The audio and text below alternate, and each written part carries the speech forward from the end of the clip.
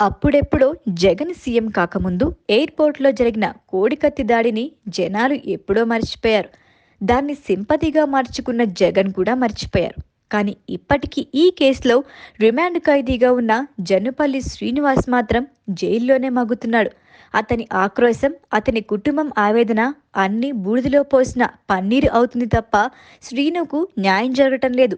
దీంతో మరోసారి మీడియా ముందు తమ గోడు వెళ్లబోసుకుంది శ్రీను కుటుంబం. ఏపీలో కొన్నేళ్ల క్రితం సెన్సేషన్ సృష్టించిన కోడికత్తి కేసులో రిమాండ్ ఖైదీగా ఉన్న జన్నుపల్లి శ్రీనివాస్ను వెంటనే జైలు నుంచి విడుదల చేయాలని అతని తల్లి సావిత్రమ్మ, శ్రీను అన్నయ్య సుబ్బరాజు డిమాండ్ చేశారు. విజయవాడ ప్రెస్ క్లబ్లో మీడియాతో మాట్లాడిన సావిత్రమ్మ తన కొడుకును జైలు నుంచి విడుదల చేయాలంటూ కన్నీటి పర్యంతమయ్యారు. 5 ఏళ్లుగా తన కొడుకు జైల్లో ఉన్నాడని, కానీ జగన్ కోర్టుకు వచ్చి సాక్ష్యం చెప్పటం లేదని సావిత్రమ్మ ఆవేదన వ్యక్తం చేశారు. జగన్ కోర్టుకు వచ్చి సాక్ష్యం చెప్పాలని, లేకపోతే ఎన్ఓసీ ఇచ్చి కేసు ఉపసంహరించుకోవాలని డిమాండ్ చేశారు. జనవరి 18 నుంచి జైల్లోనే తన కొడుకు ఆమరణ నిరాహార దీక్షకు కూర్చున్నాడని సావిత్రమ్మ అన్నారు.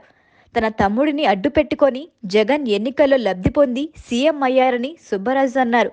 దళితులు అవటం వల్లే శ్రీనుపై అంతా వివక్ష చూపిస్తున్నారని ఆవేదన చెందారు. శ్రీనుని జైలు నుంచి విడుదల చేయకపోతే గురువారం దుర్గమ్మ దర్శనం చేసుకొని వచ్చి ఆమరణ నిరాహార దీక్ష చేస్తామని హెచ్చరించారు. మా తమ్ముడికి ఏం జరిగినా బాధ్యత సీఎం జగన్దే అని సుబ్బరాజు చెప్పుకొచ్చారు. ఏది ఏమైనా ఓ చిన్న కేసులో 5 ఏళ్లుగా ఇంత శిక్షించడం ఒక్క జగన్కి మాత్రమే సాధ్యమని ఏపీ వాసులు అంటున్నారు. పెద్ద పెద్ద నేరాలు చేసిన వాళ్లకు మంత్రివర్గంలో చోటిచ్చిన జగన్ చిన్న తప్పు చేసిన శ్రీనిని ఈ రేంజ్లో టార్గెట్ చేయటం ఏంటోనని విస్తురపోతున్నారు.